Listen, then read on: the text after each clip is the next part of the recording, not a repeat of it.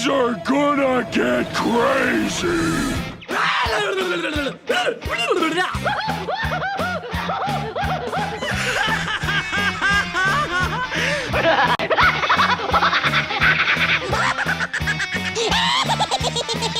Most everyone's mad here.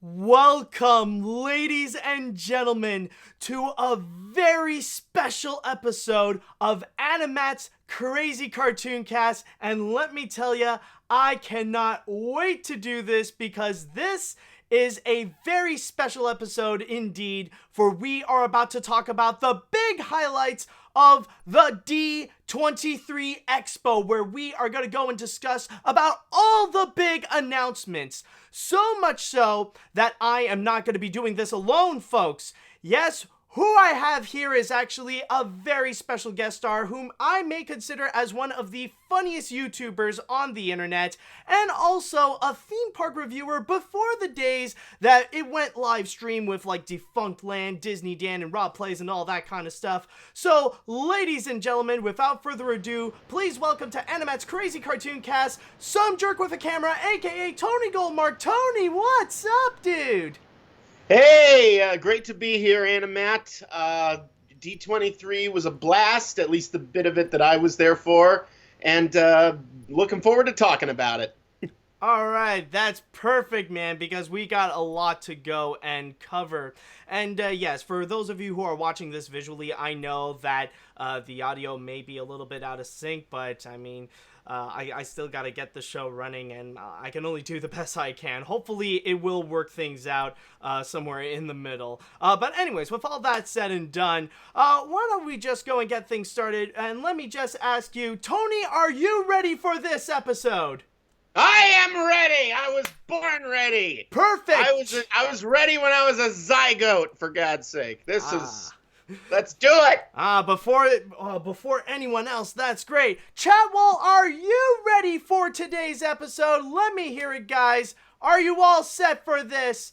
Perfect. We see that people are ready for it. So let's go and get things started with this episode. And the first thing that we are going to go and discuss about is going to be regarding all the movies. Yes, all the feature films that are going to be in live action with the Marvel Cinematic Universe, with Star Wars, and of course, the animated films. And I'm going to be using my source here through IGN to go and discuss about all this.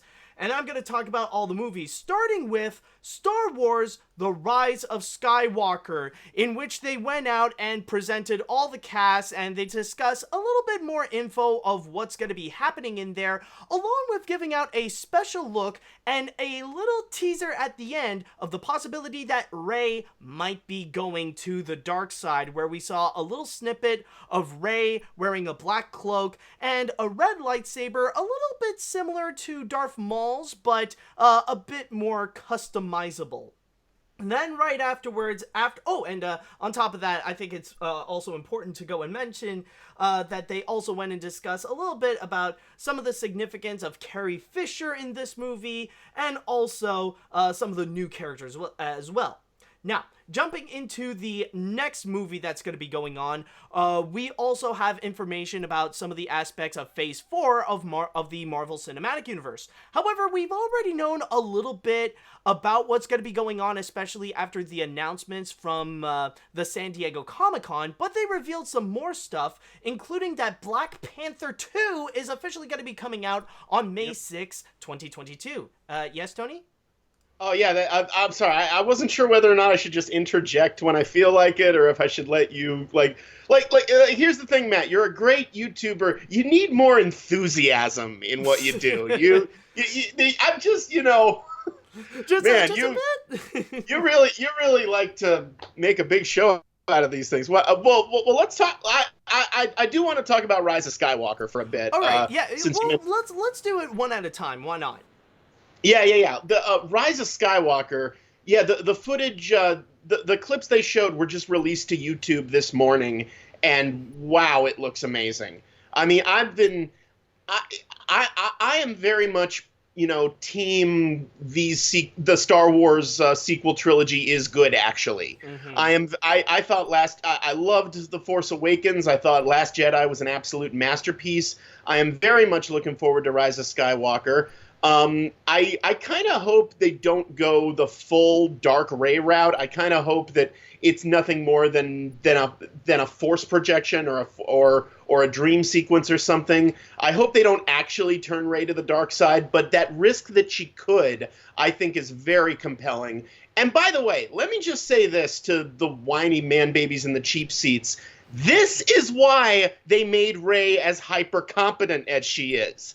This was their plan all along. This is why they made her a quote-unquote Mary Sue, because that makes it even more dangerous if she turns to the dark side. If she turns to the dark side, she's going to be even more powerful than Kylo Ren, even more powerful than Vader. She could be the most powerful evil being in the universe if she turns to the dark side, and that is... I think that's an amazing way to tell this story. I kind of... That's kind of one of my... It's rarely done, especially nowadays, but I love movies and stories where the good guy becomes the bad guy. It's just it's just something for me. I'm not sure it would work for this particular one, but just because of Rey's story. But I love the risk that it could happen. It's just just so great. And let's talk about that lightsaber. I mean, it's not just a Darth Maul, dual lightsaber, but it's also, it's like two lightsabers and then one flips around and becomes a full double-sided one. And, Jenny Nicholson, who I briefly met at D23 this year, she's awesome. She recently released a video called Episode 9 Bingo, where she talked about, wouldn't it be cool if not only if Rey had the double-edged lightsaber, but if the two halves could split apart if she needs them to. So if there's someone else on her side who doesn't have one, she can just split it apart and throw the other lightsaber to Finn or Poe or whoever. It's a little bit like who's his name? It's not Qui-Gon Jinn, but the who's that general guy? Like the half machine, half organic character. I forgot his name. I forget his name too. Yeah, the one that's like, hello there, General Kenobi. Right. That wasn't Grievous, was it? Or was it? General Grievous. That's we go. Right. Yeah. General Grievous. Yeah, it's a similar lightsaber to General Grievous in a sense. Right. A little bit like that. And I do get what you mean. And discussing about it does feel a little bit more reminiscent to what they have done in The Return of the Jedi, because they did tease a little bit of the possibility of what if Luke would join the dark side with the temptation of Darth Vader and Emperor Palpatine, which, of course, he's also making a comeback. Oh, yeah. Oh, man. I'm very excited about Rise of Skywalker. I think there's still a chance they could screw it up. Who knows? Stranger things have happened, but we'll see. I'm very much looking forward to it. Oh, absolutely. And considering I've already discussed about, just brought up Black Panther coming out in 2022. Yes. Are you excited for that one? Very excited for all of the Marvel movies coming out. Marvel has yet to steer us disastrously wrong. I'm glad they're taking their time with these sequels. Like Black Panther 2 is not coming out till 2022. That's more than 4 years after the original. So they're really taking their time and making sure they're telling the right story to follow up on the first film, which was such a massive game changer. And I'm looking forward to all the Marvel movies coming out. I think The Eternals is going to be amazing. I'm glad Black Widow's finally getting her own movie. Yeah. Thor: Love and Thunder. Oh my God! The first moment when they announced that at Comic-Con and I saw the logo for the first time, it's just hook it to my veins. Oh my God, it's gonna be amazing. I'm still no Guardians 3 announcement, though, because which is a little awkward, obviously, because they went through the whole James Gunn, firing and rehiring thing. And in the meantime, Warner Brothers tapped him for the Suicide Squad. And, because Guardians 3, until he got fired, Guardians 3 was gonna come out in summer 2020. That was gonna be the big, early May 2020 release, which is now Black Widow. And even after they fired him, I'm sure, the Disney executives thought, well, we'll just get someone else to replace him, but then no one else would replace him. And now, we don't know when Guardians 3 is coming out. I guess 2020, maybe late 2022, but possibly more like 2023. We'll see. Yeah, I feel like that's going to be an announcement they're going to save for the next D23 Expo. That's what's most likely going to happen, especially, and just like what you said, with the factor of Black Panther, if they are going to take their time to make these sequels, then of course, that's going to be another thing that they will take their time, and considering they have all the time they have, while James Gunn is going to go and work at Warner Brothers to do the Suicide Squad, then at least it could be a benefit, actually, that it will give them the right amount of time to make the right Guardians of the Galaxy Volume 3. Like, in case there's any bad little things, they can go and revise it. Yeah, well, from what I heard, the plan was that, after the Infinity Saga wrapped up with, Endgame and Far From Home, Guardians 3 was going to be the storyline that introduced us to the next 10 years of Marvel movies. Like, they were going to set something up in Guardians 3 that would lead eventually to, the next 10 years of crossovers and epic team-ups. My assumption now, my guess, my educated guess, is that they're kind of transferring all that stuff that was going to be in Guardians 3 to Eternals. Like, now Eternals is going to carry some of that stuff of setting up things. Yeah, that's my guess. Yeah, especially that would leave more room to introducing new characters and, starting off, to start the next phase like really fresh with a new batch of characters and new ways to go and experiment, because with the new phase, there's plenty of other movies that they're going to go and experiment more with many different Marvel characters, especially if they want to go and cross over with the ones that are going to be on the Disney Plus series, which we will talk about later. Yes, yeah, the Disney Plus series. That's gonna be interesting. We'll talk about that when we get to Disney Plus. Exactly. So moving right along, we have already talked about elements about the Eternals and also about Black Widow, in which at D23 for the Eternals, they did show all the costumes and the cast that's going to be there, including confirming a rumor that Kit Harington is going to be in the MCU with the Eternals, where he is going to play Dane Whitman, and also showing a little bit of clips from Marvel's Black Widow. But moving right along to the original Disney movies, and oh boy, I'm glad I have you here for this, because let's talk about... Wait a minute. What? Disney makes original movies now? Well, as original as they can get, as original as Disney can make them. Yeah, exactly. But, or at least, like, not a sequel.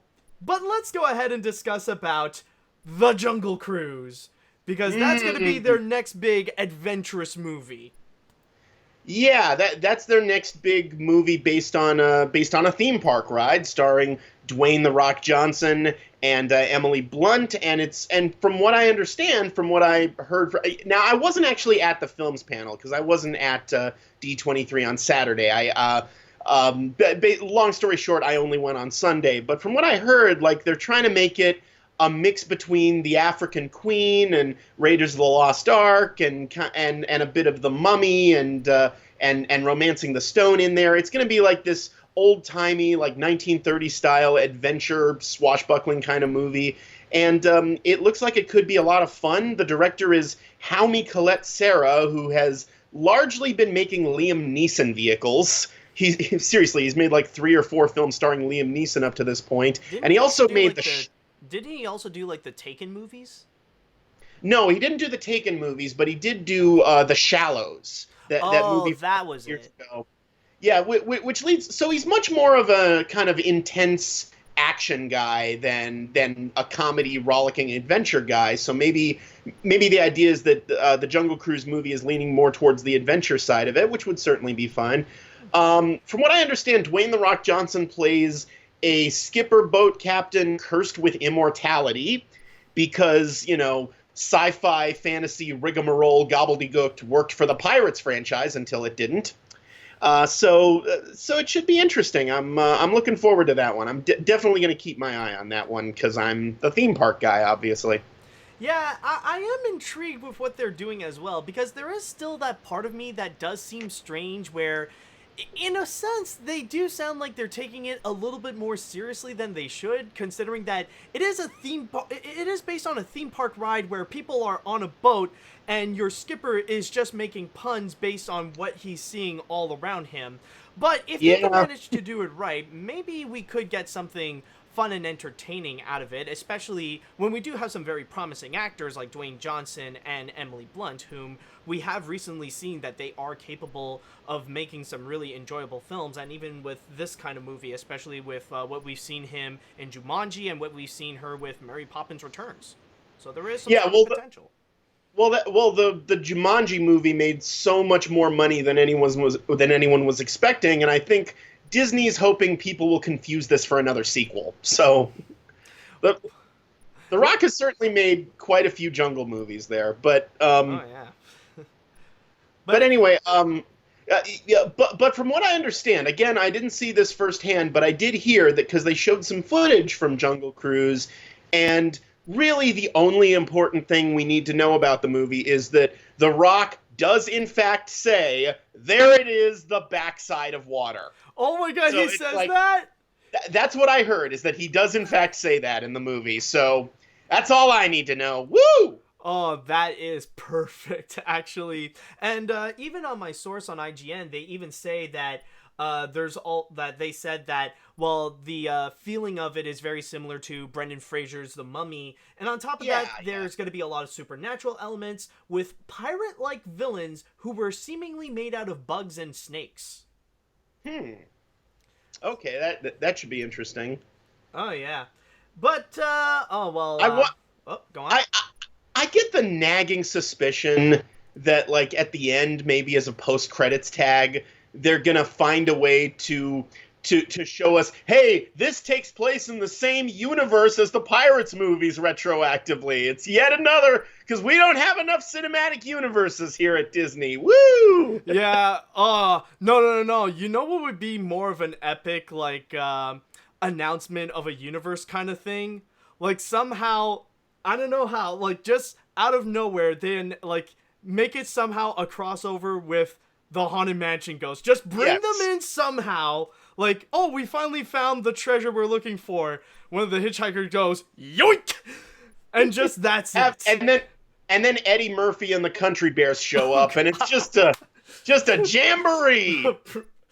I was like, oh no, they stole our gems. What are we gonna do? Get the band back together. And then they teleport, and they're all in Brad Bird's Tomorrowland. Why not? Yeah, why not? Just bring in Tomorrowland. Oh god, what else can we cross over? Like, oh god, I think we named all the theme park movies, unless you count that made-for-TV Tower of Terror movie. I think we named them all.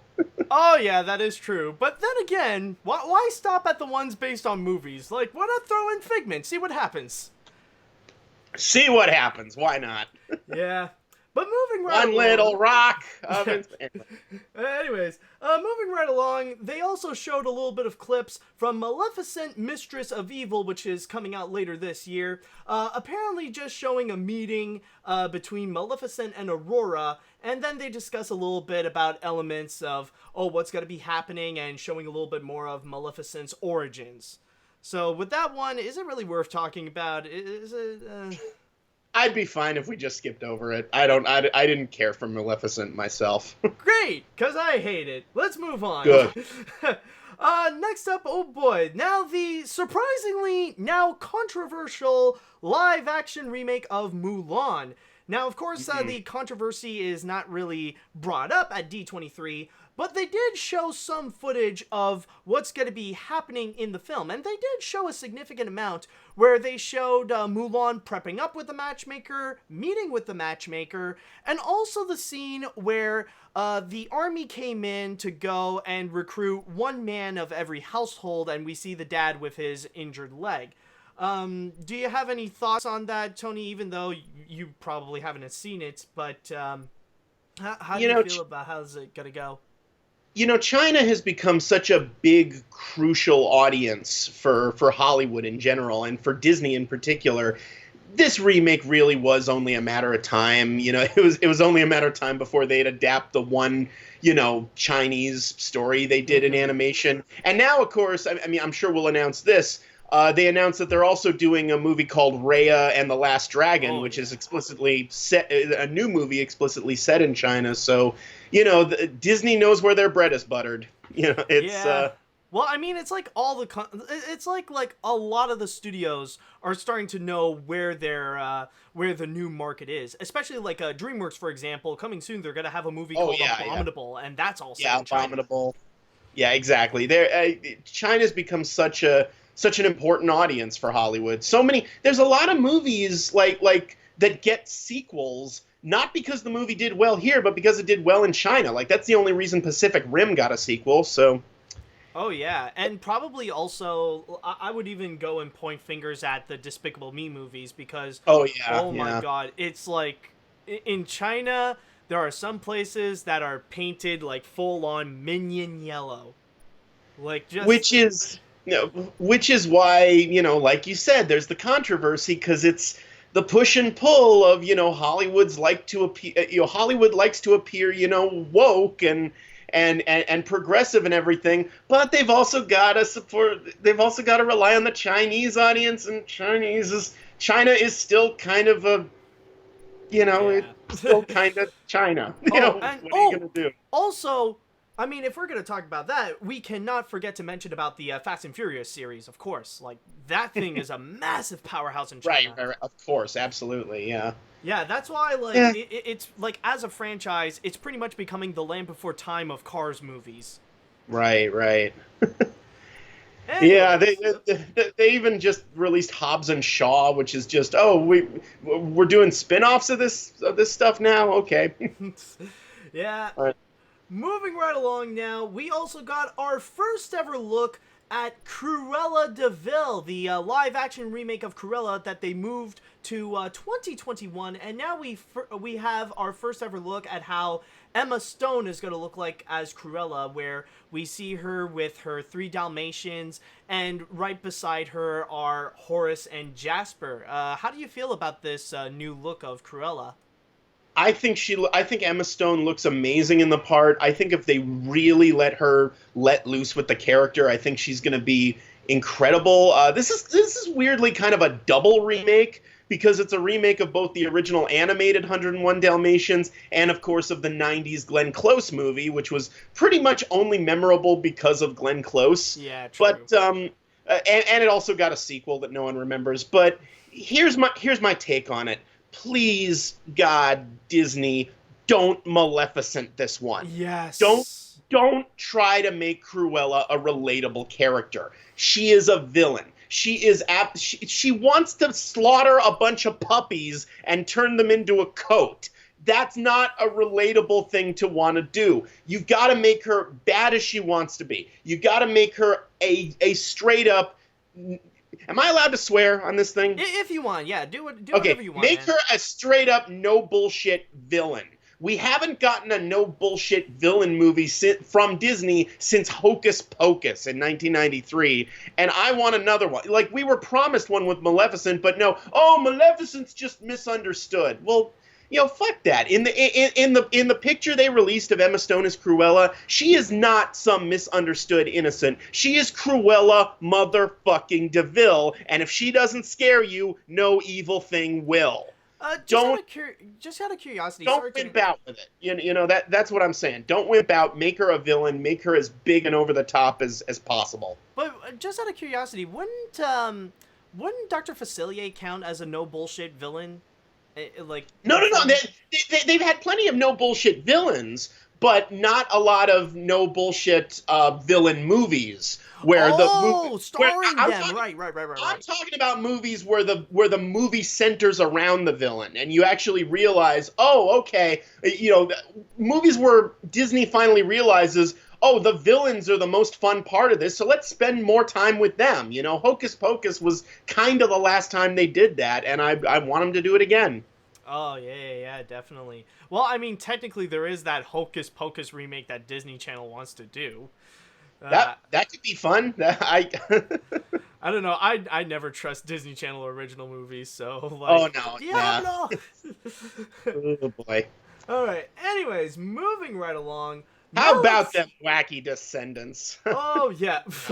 No, not the Descendants. We're going into the animated films, and now we are going to go and discuss, first of all, regarding Pete Docter's next animated feature, Soul. And now we got our first ever image and our first ever look, which it actually promises to be a lot more abstract and a lot more musical based. So a little bit of a combination of Coco and Inside Out, but with jazz. And on top of that, considering the cast will include Tina Fey and Jamie Foxx, and Jamie Foxx is like the main character here, this actually promises that Jamie Foxx is going to be Pixar's first black lead in a Pixar movie, if that makes sense what I just said. But yeah, honestly, overall, with all that, right now it does look pretty promising. Yeah, Soul looks awesome. I mean, it's very much like Inside Out plus metaphysics. Like it's like, okay, here's what takes place inside the mind, but here's what happens beforehand. Like here's kind of the prequel to that, of how you get the soul of personality of what makes you you in the first place. What's really interesting to me about this is that I believe Questlove does one of the voices in it. And there's going to be original songs written by John Batiste. So late night band leader cinematic universe confirmed. Nice. Yeah, that's definitely the one that I am excited for. And the funny thing is with Disney animation, like in 2020, Disney is pretty much promising and pretty much telling its audience, okay, you want original movies? We got our animated stuff covering that with not one, not two, but 3 of them as well, which the next one they're also going into, and one that they have discussed is actually regarding Onward. Now, this is something that we have already known about, and they showed a little bit of clips, but the true standout moment was, of course, with Tom Holland, since that was actually his first public appearance since the controversial Spider-Man split. Yep. I mean, if you want to talk about the Spider-Man split, we can talk about that. But yeah, a little bit. I've already discussed it in length on my last episode, but we could talk a little bit more in here as well. Well, something people have been saying is, how is the MCU going to explain his disappearance if they can't reach a deal? How is Sony going to continue? I don't think Marvel necessarily needs to explain his disappearance because, the only real characters he ever that aren't specifically in the Spider-Man movies that he ever bonded with were Tony and Happy, and Tony's dead now, and there's no real reason Happy ever needs to make another appearance. So, I could see Sony like continuing the story, the Homecoming and Far From Home story. I could see them continuing that without needing the MCU apparatus to do it. And I hope they do, because I'm not going to spoil it in case anyone hasn't seen it, but Far From Home set up a killer cliffhanger at the end, and it would be the biggest tragedy of this would be if they didn't pay off that cliffhanger, because holy hell, that was amazing. Admittedly, for me, I feel like in that scenario, it is still a massive risk and a giant obstacle that they have to do, because currently we are in the mindset that it would be hard to imagine how Spider-Man is going to move forward without the MCU, especially with all that they have set up for Far From Home. So that's going to be a bit of a big challenge. I'm not saying that Sony is not capable of doing so, but still, it's going to be something that is really tricky to move forward to, and something that Sony will have to be very careful, because even one little misstep and there's going to be some massive backlash. It would be a challenge, but I don't think it's insurmountable, especially if they keep the same core creative team aside from Feige. Like if they keep the same cast and they keep John Watts in the director's chair, I think I think it would be fine. I'm not. I kind of trust the team they assemble. Plus, it would honestly be nice for Tom Holland as Spider-Man to finally fight a villain who wasn't motivated by a grudge against Tony Stark. That would be a novelty. Yeah, that could be some kind of unique twist. But yeah, anyways, let's go and move ahead onto the next one. We didn't talk about Onward. We didn't talk about Onward. Yeah, that's true. The thing that's supposed to be like the whole point of it. Yeah. I saw the trailer that came out a couple months ago. Gotta be honest, I wasn't nuts about it. The joke I made on Twitter was that I can't wait for Hobbits Inc. Yeah, is what it looks like. It's I think it has potential, but I don't know. So far, all the trailers showing us is it's Middle Earth, but it's the suburbs, but it's Middle Earth, but it's the suburbs, and if they actually tell a compelling story on top of that and don't just make it that gimmick alone, I think it could be good. But so far, man, I'll wait and see. Yeah, I mean, for me, I'm still in the major mood of a wait-and-see attitude. I'm waiting until they can have another trailer. And I think the biggest problem with the first trailer that they showed is that there's nothing really original that they're selling us, because this is a concept that they've told us before. And we have seen instances that it can be done well, but also it could be done very terribly, because at worst, this could be Pixar's Bright. Oh, yeah. Yeah, we don't want that again. No one wants that. Exactly. So I think it's time we can go and jump ahead to the next one, which we've already discussed a little bit, and that's regarding Disney's next animated feature on 2020, which is going to be Raya and the Last Dragon, a brand new original animated feature which will include Cassie Steele playing the role as Raya and Awkwafina playing the Last Dragon, Sisu. And it even states here a little bit that it is set in the fictional world of Kumandra, an ancient Earth that venerates and worships dragons. The production team travels to Laos, Thailand, Cambodia, Bali, and Indonesia to take inspiration from the beautiful and diverse cultures of Southeast Asia. And regarding the concept art that we have seen coming out of this, I could tell you this is already up there as one of my most anticipated animated films of 2020. This looks beautiful, at least through the concept art that we have gotten. Absolutely. Now, is it Raya or Raya? I think I might have mispronounced it back there. Don't ask me about pronunciations. Okay. I am infamous for mispronouncing things. Oh, well. Well, whichever it is, that looks really promising. I can't wait. It sucks that, remember Gigantic? Remember when that was going to be like the big... True. Yeah, it kind of sucks that they had to shelve that, because I thought that had a lot of potential. But, Raya, however you pronounce it, and The Last Dragon, or Dragon, or however you pronounce it. I'm sure it's Dragon. That I think we're confident with. I don't know, man. I don't know. But the but yeah, I'm looking forward to that one. I don't know what else to say about it. Yeah, we didn't have much info, but yeah, I can't wait till a trailer comes out, which we'll probably have it by the end of the year, like sometime close to the release of Frozen 2. Yeah, or if not then certainly. Honestly, I would put it in theaters with Mulan. Like that's probably when the trailer comes out, because both Chinese. Is smart. That is smart. You smart, Tony. Tony Smart. Oh, thank you. We already got Tony Stark, but now we have Tony Smart. Tony Goldstark. Yes. Yeah. And finally, speaking of Frozen 2, by the way. That's the final thing that they have presented, in which they have hinted out some little things, including revealing a little bit of some songs that are going to be happening in the movie, and also revealing a bit of details that are going to be going on, including Anna and Elsa's mother that could play a bit of a significant part, which she will be played by Evan Rachel Wood. Yeah, Evan Rachel Wood. That's...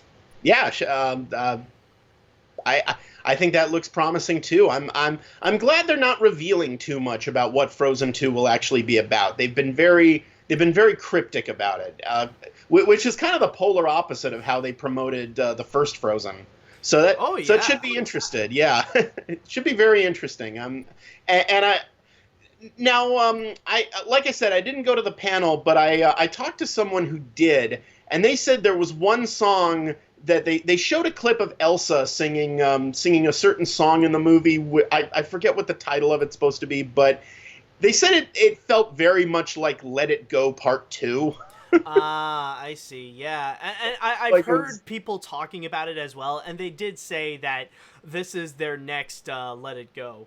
Yeah, which I'm sure was a corporate mandate. I'm sure Disney was like, you got to do another Let It Go, which is, Well, that's what Frozen 2 is. That's a corporate mandate. Pretty much. But, they said that, they're getting more to the heart of, okay, the first movie talked about, Elsa having these powers and Anna not having these powers. In the sequel, they're going into why. They're going into, how Elsa got the powers in the first place and why Anna doesn't have them. So that should be interesting, yeah. Oh yeah, definitely. And by the way, I realize that Frozen, the very existence of Frozen 2 probably seems pretty crass to a lot of people. But if this was the 90s, Frozen would already have a TV series and like 8 direct-to-video sequels by now. So point. So let it go. Basically. Pretty much. We would already have like a Frozen 1.5 starring Olaf and exactly. like 2 3/4 with Olaf and Sven. I was there the whole time. Oh my god, that was definitely a wacky day. I actually kind of like Lion King 1.5, but the Lion King sequels, I will admit they're not bad. Two is pretty enjoyable, and 1.5, it's not that bad actually. This might make me a bad Disney fan. I've never seen Lion King 2: Simba's Pride. Oh really? I think when it first came out, I was like, I'm too old for Disney, and I just never caught up with it. I don't know. Eventually, I mean, there's no rush, but it is worth a watch, at least just for the sake of the experience. Okay. So yeah, I think overall that should cover all the movies, and among all of them, Tony, what would you say you're the most excited for in all the films that they have revealed at D23? Well, I think of all the upcoming Disney films coming soon, I'm probably most just sheerly excited for Rise of Skywalker. I think that's going to be that's probably where I'm most, unironically, unapologetically just psyched to finally see. I'm probably going to be paying the most attention to Jungle Cruise just because it, suits my interest the most. And other than that, pretty solid slate. Soul looks really amazing. I'm going to be really looking forward to that. I'm glad that after, 2019, I mentioned it in my recent Lion King vlog, but it really seemed like Disney was trying way too hard to win 2019. Like, it seemed like every movie they've released this year has made like $1 billion, and it's been like this. Everything has been like this cultural phenomenon, and they've just poured all their biggest, Lion King and Toy Story 4 and Frozen 2, and we're ending the Infinity Saga and the Star Wars sequel trilogy. It's just like every surefire hit has just been thrown at the wall this year. And next year, obviously, obviously Jungle Cruise is based on a ride, and, Mulan is a remake, but otherwise, mostly original movies, or at least movies that, are based, or at least movies based on IPs that have not already been movies. Mm-hmm. So I'm looking forward to that. Yeah, and to add in what you were saying with 2019, I remember there was at one point that originally they wanted to do the comeback of Indiana Jones, and that was originally scheduled for 2019, but then now they pushed it. Yeah, I was half expecting them to announce that at D23 because it got pushed back to 2020 and then 2021. But you'd think if it was coming out in 2021, it would probably have the Memorial Day release slot, but that's being given to Cruella. So either they're pushing it all the way to December of 2021, not even that, because apparently that's going to Is that the next Star Wars movie or the next Avatar movie? Because I know they're It's going. the next Avatar movie because after Right, Rise of right. Skywalker, they're kind of taking a full-on break from making Right, Star Wars right. movies. Yeah, because and I know for several years after that, the big December release movie is going to go back and forth between Avatar and Star Wars. So Yeah. I don't know. Maybe they're pushing Indy all the way to 2022, or maybe deciding that they don't need to do another Indiana Jones movie. That would honestly be Harrison's not getting any younger, guys. Yeah, Harris, true. it's like you can make as many Star Wars movies as you want because as long as you've got wars in the stars, the title still fits. With Indy, you kind of need Indy, and Harrison Ford is like what 90 now. I mean, how much longer is he going to be able to crack the whip? Yeah, exactly. And you know, when you mentioned Avatar, you just reminded me of something, and it's a little bit strange about the whole movie presentation that none of which they ever discuss about elements of the Fox movies. I'm surprised they didn't cover that. They mentioned them briefly. They showed like logos of a few of them, like I think there's a new Kingsman movie coming out that they showed a logo for, and a couple of they glossed over them basically. They basically said, we don't have time to talk, or it's too early to talk about that, even though one of the movies they showed a logo for was Ford versus Ferrari, which comes out in October. So too early to talk about that, really? I think it's just acknowledging, yes, we know we own Fox now. Yes, this panel could easily be twice as long, but it was already like 2.5 hours, and they wanted to. I think they just didn't have time to talk about Fox, but maybe some other time. Yeah, probably. Maybe in the next D23 they'll do something about it. Sure. But yeah, for me, I would say in terms of the ones that I'm excited the most about, definitely Rise of Skywalker, of course, for many of the reasons that you have stated, and a lot of the original Disney movies that they have coming up. Like, I'm really excited for Soul, and Raya the Last Dragon sounds really epic.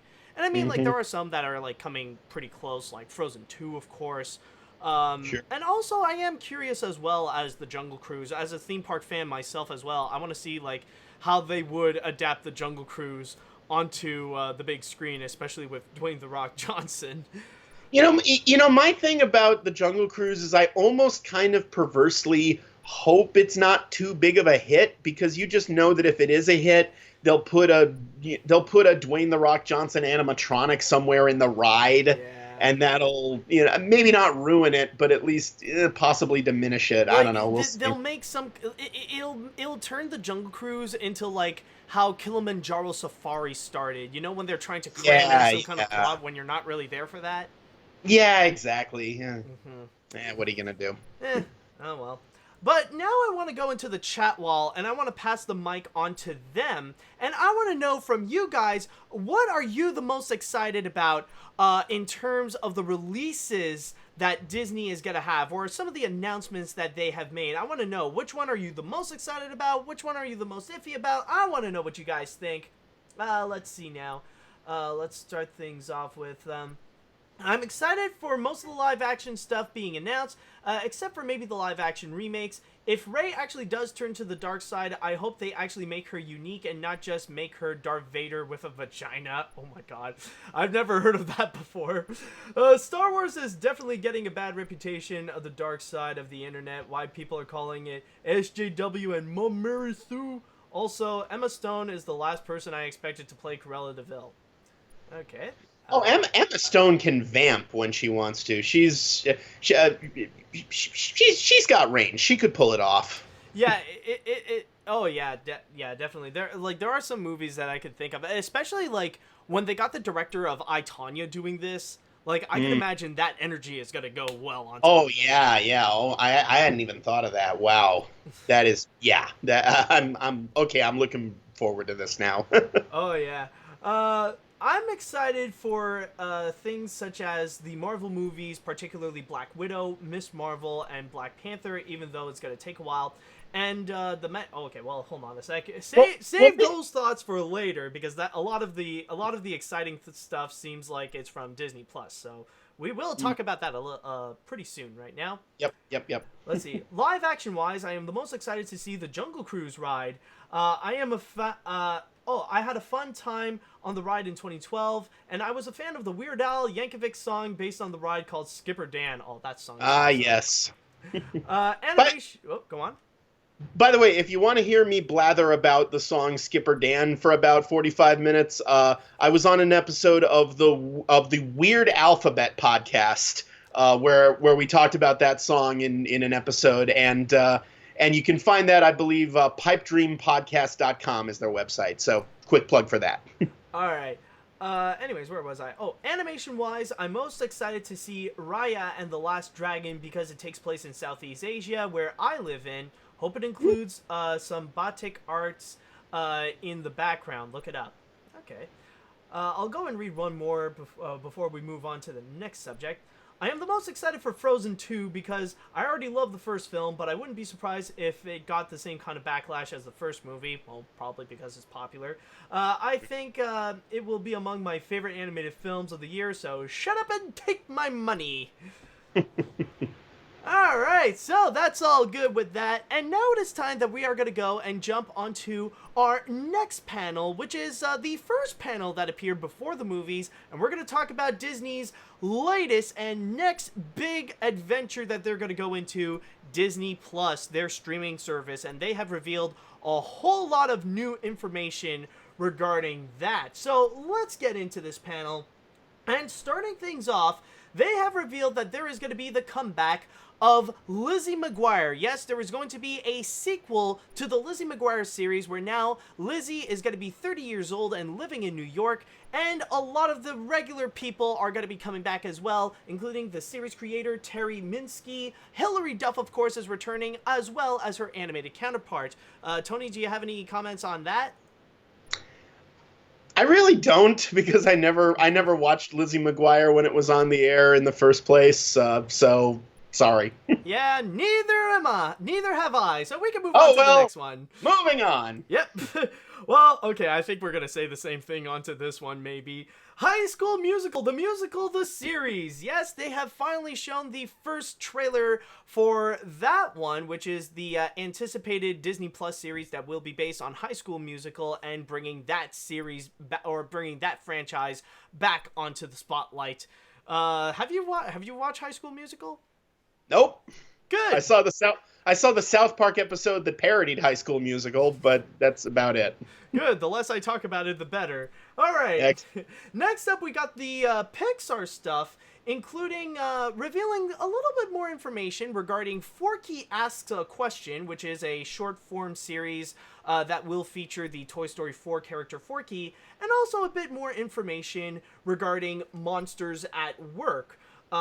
Where they even mentioned a little bit here saying, Disney brought out Ben Feldman and Aisha Tyler to introduce the upcoming Disney Plus series set in the world of Pixar's Monsters, Inc. Feldman plays the lead of the workplace comedy, while Tyler plays his mother. On the first day of work for Feldman's character, the Monster Factory switches to laugh power after he spends all his time in school training to scare. Now, I'm sure this is something that we can discuss about. That is interesting. Yeah, I hadn't actually read that synopsis, but yeah, that's a good place to take this, because yeah, that would be a major adjustment, wouldn't it? That's crazy. I always support Aisha Tyler being in more things, and same with Tony Hale. So I'm looking forward to Forky Asks a Question. Yeah, definitely same here. I am curious to see, like, some of the Forky Asks a Question. I love Toy Story 4. So far, my favorite animated movie of the year. And with Monsters at Work, that actually does bring up a very good premise and bring up a very good question regarding what's going on. Like, has everyone else around Monsters, Inc. adapt to the new system of laughter? So I'm glad they're going to go and answer this question right now. I want to see, like, the Alex Jones of Monsters, who just thinks it's all a big conspiracy on behalf of the I don't know. Well, they don't. Well, the benefit of that is that technically they don't have to go and animate a different character. They could just bring in Alex Jones and put him on camera. Like he go. He does look like he can fit right He into looks the like world a monster. He's a monster already. Who cares? Yeah, exactly. Oh my god, especially with how his body is built. Holy crap. That was a character designer who made that. Oh, good god. Anyways, moving right along. Yes, we now have, oh boy, a lot of the Marvel stuff. And in here, they have stated that the first thing they've shown in terms of Marvel is going to be the animated What If series, in which they have shown a footage that includes the first lines from Jeffrey Wright's The Watcher, as snippets of the storylines, including Bucky Winter Soldier facing off against a creepy zombie, Peggy Carter getting the Super Soldier Serum, with Steve Rogers taking on a more bulky Mark I Iron Man suit. So, with this series, like with all the Marvel series that are going to be coming up, I'm sure this could be something you would be interested in. Yeah, it's going to be interesting to see Marvel TV series that you actually kind of feel compelled to watch, because like I caught the first half of the season of Agents of S.H.I.E.L.D. and then I kind of lost interest, and I never even bothered with the Netflix series because it just seemed like, well, I'm already devoting so much brain power to figuring out how the movies all fit together that I kind of don't have time for all this other stuff. But they've like, for example, they've confirmed that Scarlet Witch is going to play a huge part in the Doctor Strange sequel, Multiverse of Madness. And she's also got her own, 6-episode series, WandaVision, that's coming to Disney Plus, that I think premieres before Multiverse of Madness. So will it be necessary to see that series to understand what's going on in Multiverse of Madness? That would be interesting. Yeah, and trust me, at this point, they got a whole lot that they revealed. They also talked a little bit about the Loki series that's coming up, WandaVision, of course. Go on. That I really want to see. I want to see what happened after Loki disappeared into the thing in the alternate timeline. Yeah. Yeah. They also mentioned a little bit of stuff for Falcon and the Winter Soldier. And then, this is the real exciting part. 3 new Marvel shows that are coming up, and this is the major announcements that they have made, in which there will be series of Moon Knight, of She-Hulk, and Miss Marvel, in which they have promised that some of these characters will also come in and be appearing in the Marvel Cinematic Universe. So that, I'm sure, is going to be pretty exciting, especially when some of these characters are major fan favorites, especially Miss Marvel and She-Hulk. Absolutely. I mean, more female protagonists in the Marvel movies, please, because there haven't been enough so far. Yeah, exactly. And especially with the inclusion of Miss Marvel being the first Muslim American superhero, that is going to be something that people will definitely keep an eye on. And even I can't wait. I can't wait for the internet to go berserk once again over fucking nothing. Oh, yeah. You know they always do. Pass the whiskey. Oh, yeah. Then again, you could just turn off your internet router and just enjoy the show. Well, what fun is that? Well, it's streaming, so you need your internet router to watch the show. Oh, crap, you're right. They've got us, damn it. Dang it, I forgot how things work. It's like, oh, wait a minute, this is the new television. You need internet. Oh, crap. I did not realize our society has become so dependent on the internet. It really has. All hail our robot overlords. We're done. Humanity's finished. Yeah, pretty much. But now let's go and move on to the live-action Disney movies, some of which they have even shown some trailers for. These include Stargirl, Timmy Failure, Mistakes Were Made, the live-action remake of Lady and the Tramp, Togo, and Noelle, the Christmas comedy starring Anna Kendrick and Bill Hader. You've probably seen some of these trailers. What did you think of them? I saw the trailers for Lady and the Tramp and Noelle. The interesting thing about Noelle is that they were planning it as a theatrical movie It was shot to be theatrical. They were, I think they shot it way back in 2017, and it's just kind of been on the shelf ever since because I guess it didn't test very well, and they're trying to they're just dumping it to Disney Plus now, basically. I mean, did that? The interesting thing about streaming services is we're not really, unless something like breaks records on Netflix. We're not really beholden to how well each particular project does. That's kind of all within Netflix's algorithm. So did that Kurt Russell Santa Claus movie from last year just really do well, or on the streaming service? Or remember that one? Yeah, I don't know. Like it was a massive thing then, but you now had completely forgotten that was a thing until this moment. Yeah. Yeah, Kurt Russell played Santa Claus in a Netflix Christmas movie, and now Anna Kendrick and Bill Hader are in some sort of Netflix thing, and I got a couple light chuckles out of the trailer, but I mean, just the fact that it was supposed to be theatrically released and instead they're dumping it to Disney Plus, not a great sign.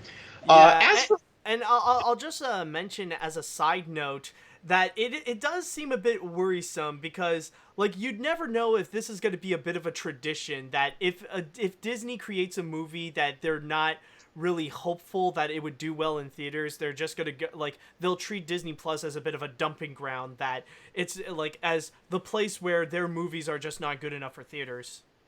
Well, it's the new direct-to-video. It's like that's what studios in general used to do with their movies that didn't test well, and they just didn't feel like putting a theatrical, marketing budget behind them. It's just, we'll just release this straight to DVD. And now streaming services are the new DVD because no one really buys DVDs anymore. Yeah, good point. Yeah, and as for Lady and the Tramp, you were saying?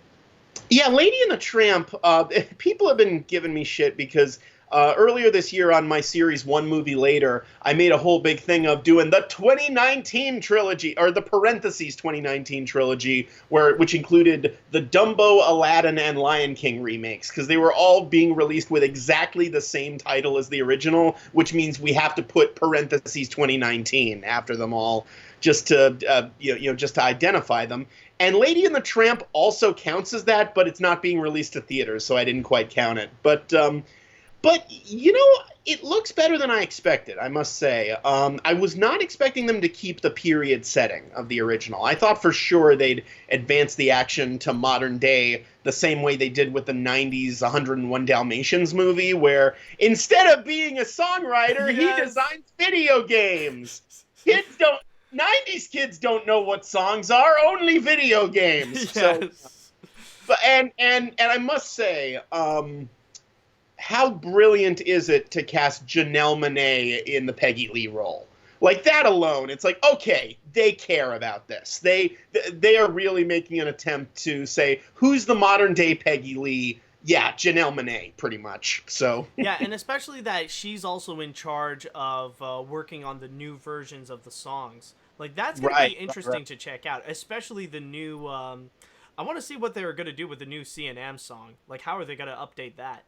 Well, what, you mean Siamese? The Siamese Cat song? Yeah, the Siamese Cat song, yeah. Yeah. Well, I noticed Ken Jeong is in the cast, which makes me think maybe he's playing the Siamese Cats, but I don't know. If it was me, I would have just cut it, but we'll see. I don't know. If they're going to bring in Ken Jeong just so he could be a cat version of the character he played in Hangover, like, I would probably be upset.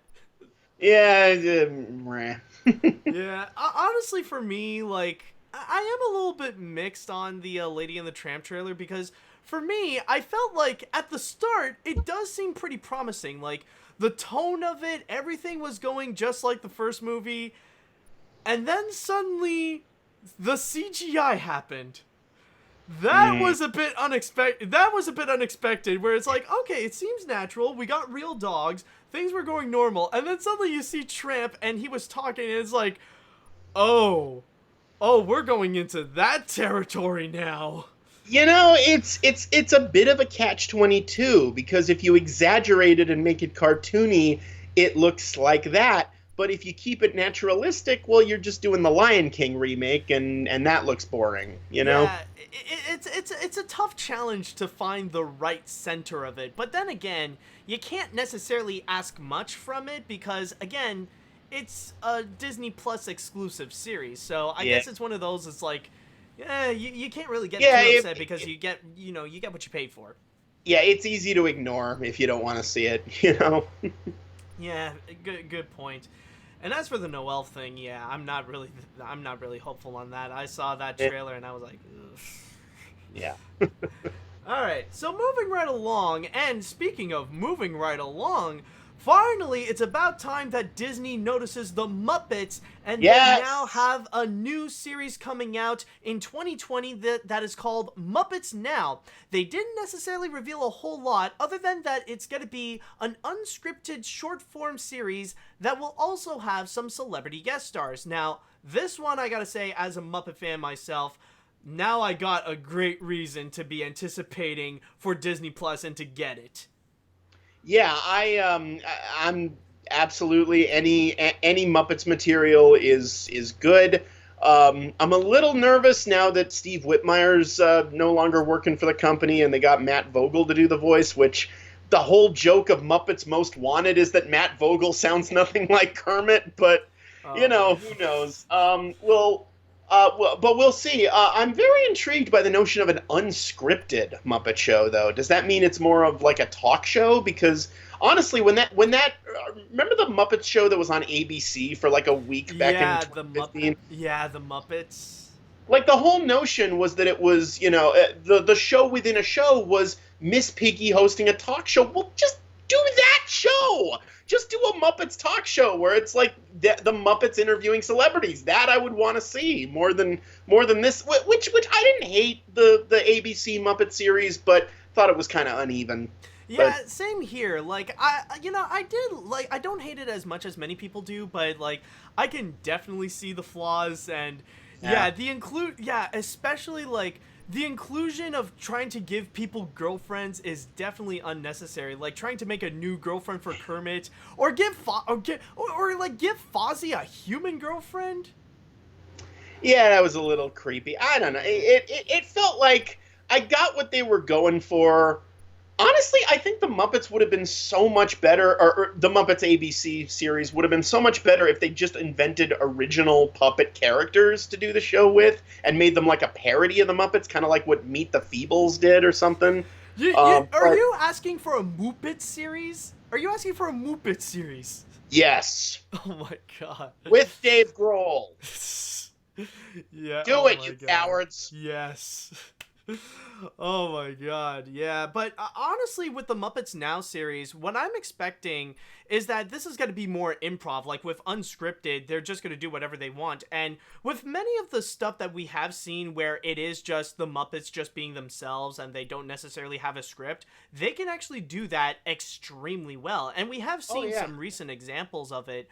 Like, one great example, I don't know if you saw it on the internet, but there's this one video where it was at the Disney Cruise Line, and coincidentally, Bill Farmer, the voice of Goofy, and I forgot his name, but the guy who does Pepe. Oh, Bill Beretta, I think Bill is his Beretta, name. yeah. Bill Farmer and Bill Beretta, they were both together, and they were singing A Whole New World as Goofy and Pepe. And it was absolutely hilarious. Yeah, that was fun, so... But yeah, it looks like fun. I always look forward to new Muppet stuff. Oh yeah, absolutely. Same with me. So that's definitely on my anticipated list. Next up, we also got Diary of a Female President, which is going to be a series that will feature Gina Rodriguez, which it states, Diary of a Female Princess is the story of a 12-year-old girl. Oops, you mean president. Yep, you said princess. Yeah. Princess. Oops, sorry. President. But then again, it could be the same thing. You never know. Diary of a Female President is the story of a 12-year-old girl who's trying to make her way through school before eventually becoming president of the United States. And would that be something you want to watch? It'd be something I'd want to happen in real life. Certainly, it would be better than the alternative currently. But good point. If only. Yeah, true. Rather have Gina Rodriguez as president. All right. I'd rather have a moldy sponge as president at this point. God, let's nuke the hurricanes. Ugh. Oh God, let's buy Greenland. Oh my God, the one deal that's more embarrassing than the whole Spider-Man split. Holy crap. What the fuck?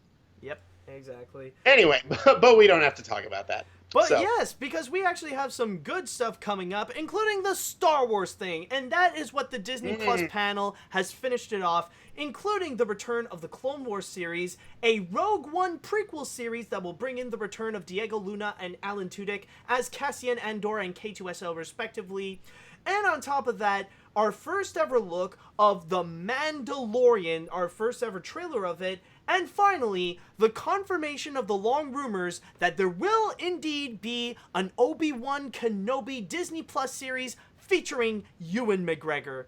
And Tony, I think a lot of these are going to be the most anticipated ones. These are going to be the ones that people will look out for and buy Disney Plus for.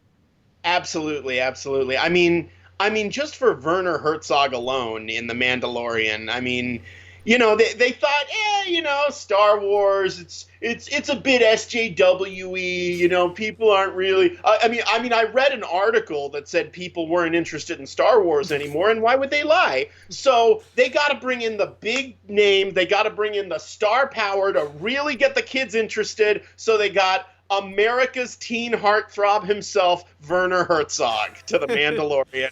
And now it's going to full steam ahead, exactly what it needs. That's also going to help bring in sales to have people come into the failing Galaxy's Edge.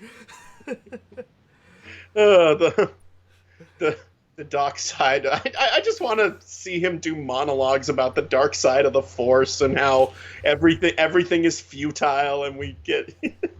Oh, man. Yeah. Oh, absolutely. But yeah, you've probably have seen the trailer for The Mandalorian, and I mean, wow, dude.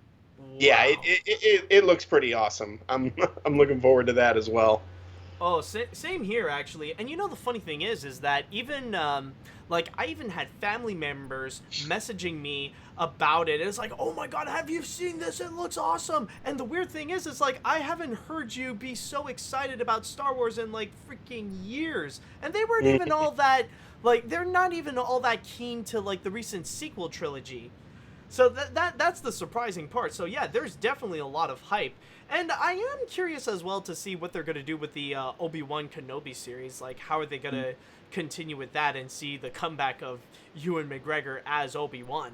It's just going to be Ewan McGregor hanging out in a cave and screwing with Jawas for 13 episodes. Why not? Yeah, that would seem like a lot of fun. But yeah, that is pretty... I mean, because you can't cast Ewan McGregor as young Obi-Wan Kenobi anymore, you know, being trained by Qui-Gon. You know, he's, you know, Ewan McGregor is like 15, 20 years older now. You gotta cast him as older, not quite Alec Guinness, but older Obi-Wan Kenobi. You know, that's how you do it. Well, I mean, he is in the perfect age where his age range is between like the prequel trilogy and the original trilogy. Right. He, I guess he's about at the same point that Solo takes place, maybe, or around Solo and Rogue One, I would say. Around yeah. that area. Well, Rogue One was right before A New Hope, so that Rogue One's a little later. And by the way, getting back to The Mandalorian, I like that actually takes place between the original trilogy and the sequel trilogy. So maybe we find out, you know, okay, now that you know, now that the Empire is dead, how does the First Order come to be? Because that's honestly something I've been curious about ever since I saw Force Awakens. I was like, okay, it's cool, but how did this happen exactly? I was actually a little curious. So maybe The Mandalorian will answer some of those questions. Yeah, you bring up a very good point, and hopefully they will find a way to actually put that in, because I never thought of that. I forgot that The Mandalorian does take place between the original and the sequel trilogy. So right. Hopefully we will get some answers to that, and who knows, maybe if Rise of Skywalker doesn't answer the big questions, then maybe this one will, about like some of the origins of characters like Finn and Poe and Rey. Yeah, that would be fun. Yeah, out of all places, it's The Mandalorian that will tell you about Rey's parents. And you know, Ray's dad was Werner Herzog. I accept nothing less. or oh my god, no. You know the funniest thing would be like if ironically Kylo Ren turns out to be right about Rey's origins all along and it's just a little throwaway scene.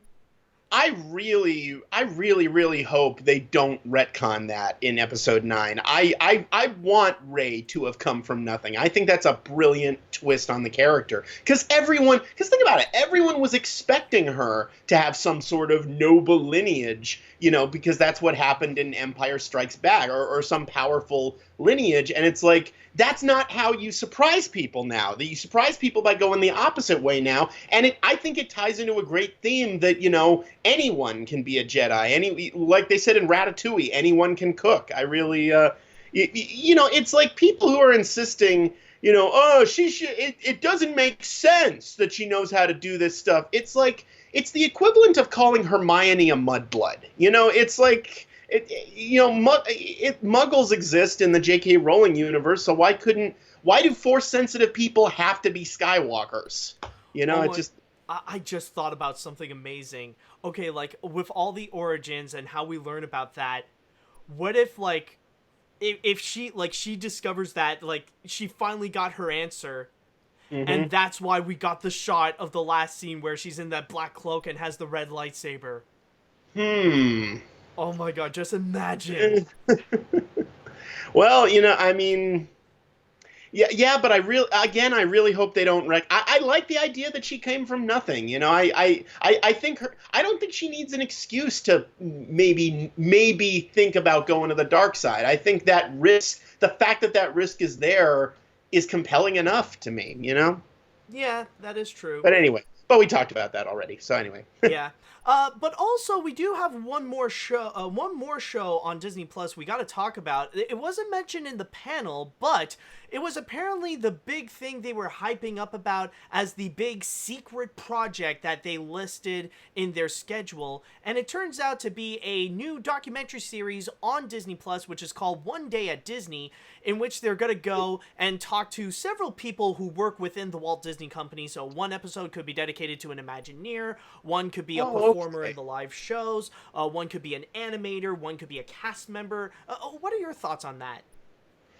I mean that could definitely be interesting.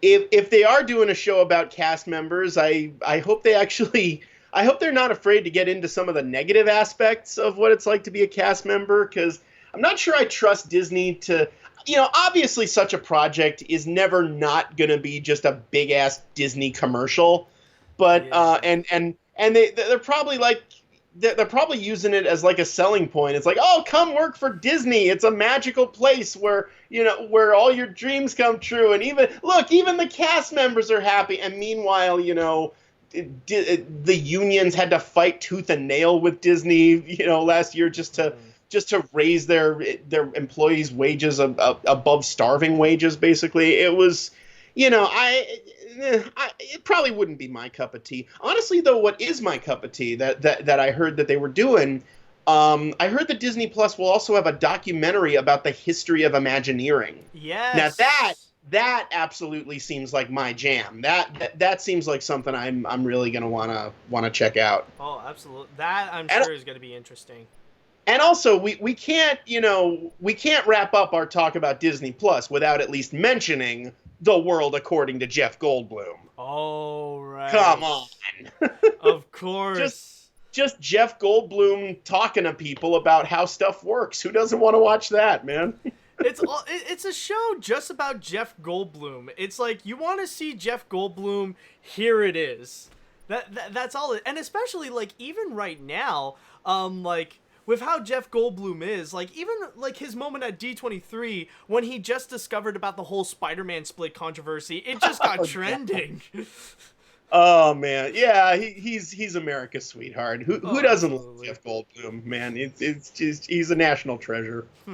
Or I remember there's this one tweet that someone has stated that Jeff Goldblum is actually just an alien from another planet and we just accept his behavior. Yeah, he just is his character from Ragnarok. He came to Earth to make it better. Yeah, exactly. And oh man, there's actually another funny tweet that I saw. It's like in response to that controversy. It's like when when your rich husband suddenly dies and you have to talk to people about it, and you did. Oh, It's man. just like, what happened? It was Life beautiful. finds a way. Anyway, but So yeah, with all the stuff that has been announced, Tony, what would you say you're the most anticipated for among the stuff that's been announced for Disney Plus? honestly, just because of the obsessions I already have, probably the Imagineering documentary. That's one thing I'm really looking forward to. That and Muppets Now, and to a slightly lesser extent, The Mandalorian. That should be fun. Yeah, for me, I would say a bit of the same thing as well. Definitely the Imagineering series. There's not a whole lot that really caught my attention in terms of the content that they're showing. Like, for me, the ones I would be definitely keeping an eye on is for sure Muppets Now. And, yeah, The Mandalorian as well, especially with my family, like, freaking out about it. I guess I gotta go check it out as well. Absolutely. Maybe a little bit of the Rogue One series, because I did enjoy that movie as well. I liked Rogue One just fine. I thought it was a little underwhelming, but I mean the ending was amazing though. Yeah. Yeah, definitely.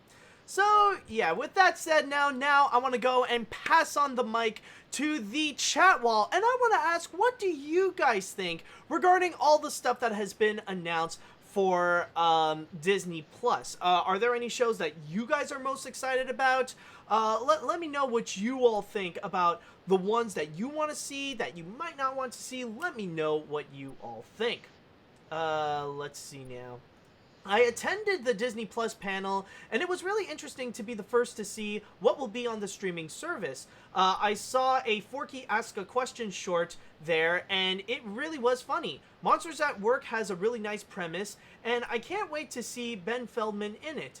I may not be much of an MCU fan, but What If looks awesome. It also has a great premise with its Dragon Prince-like animation. Muppets Now looks great too. I'm so excited to see all the content that Disney Plus has to release. Alright, that's nice. And it's great that we also got people here who also attended some of the panels to see like their perspective as well. So that's good. Yeah. Let's see. For the Disney Plus thing, such as the Marvel show, particularly What If, looks interesting as H. Plus Miss Marvel, Loki series, Falcon and Winter Soldier with She-Hulk is interesting. And Star Wars The Mandalorian series on the way has gotten my excitement and interested, and I can't wait for in production of the Obi-Wan Kenobi series. And the new Disney shows like Monsters Inc. at Work and Forky Ask a Question looks pretty hilarious, and The Muppets is back, finally. Plus, The World According to Jeff Goldblum is the best thing ever. Could you excuse me for just one moment? Read a few more chat questions. I'll be right back. That's perfectly fine, dude. That's perfectly fine. Let's see now. Where do we have here? As a Disney fan myself, I'm anticipating for the Disney Plus streaming service that contains a lot of Disney stuff and probably the Fox content like The Simpsons and Avatar. I'm anticipating for Marvel shows. I have plenty of ideas as well as a Winx Club remake and a House of Mouse revival. And Tony Goldmark say hi to me. Well, he's out of town for now. Wait till he comes back. And I'm a theme park I'm a theme park fan, and I really love your videos. AniMat, you also forgot the Phineas. Someone mentioned me. Yeah, someone wanted to say hi to you. Hi. Yeah, there we go. And and also there is, of course, the Phineas and Ferb movie. I haven't really. Yes. Yeah, I haven't seen the Phineas and Ferb, and I have heard a little bit about it. Is it called Candace versus the Universe or something? I think so. That sounds Against right. Against the Universe. Yeah, Phineas and Ferb is a great show. You should definitely check that out. It's definitely worth your time. Also worth your time is Jeff and Swampy's, or Dan and Swampy, sorry, other more recent show, Milo Murphy's Law, in which Weird Al does the voice of Milo, the main character. Yes, true. And they did a Phineas and Ferb Milo Murphy's Law crossover special at the beginning of this year, and which is also really a lot of fun. That's the last time we've heard from Phineas and Ferb, but now they're doing this special for Disney Plus, so that'll be cool. Yeah, definitely. I'll go and read one more until we move on to the next one. Most of Disney Plus stuff that are announced feels mixed. I'm super excited for the new Muppet Show and The Mandalorian. Diary of a Female President sounds like Diary of a Wimpy Kid meets our cartoony president. Furthermore, I wonder if Noelle ends up being like the Hocus Pocus of Christmas movies. Oh boy, good luck there. The Lizzie McGuire series sounds like That's So Raven reboot, but with Lizzie McGuire. I want to see High School Musical, the series, just to see how stupid the show is. I hope it's enjoyably bad. There is that chance. Yeah. Okay, so with all that said, and now it is time that we shall go to the grand finale. And for this one, I'm not going to be talking about it, but instead, I want you to talk about it, Tony, because this is your territory. You've actually been to the panel, so I think you're the one who is best to go and discuss about it. So, Tony, please take it away. Let us discuss about the announcements of the Disney parks. Target! Okay, look, there was actually some really cool stuff announced at this panel, but I'm going to start with the dumbest thing that happened during the panel, which is they devoted like a good solid 10 or 15 minutes to an announcement that there were going to be like miniature Disney stores coming to Targets across the country. Like at some point, I know, because this was the parks. This was the Parks, Resorts, and Products panel, and yeah, a bunch of like it's gonna start with 25 Target stores, and then probably more after that. But yeah, miniature Disney stores coming to Targets. They gave everyone at the panel a $10 Target gift card. So really, yeah, it's so ridiculous. The CEO of Target came out. Like, the films panel got Angelina Jolie, and we got the CEO of Target. Ooh, boy. Hey, at least it ain't like last year with, or it's not like last time with John Lasseter bumbling around as a drunk, like, at least that was entertaining to watch. Just the we finally have it in the works. Who did I touch? What? I don't know.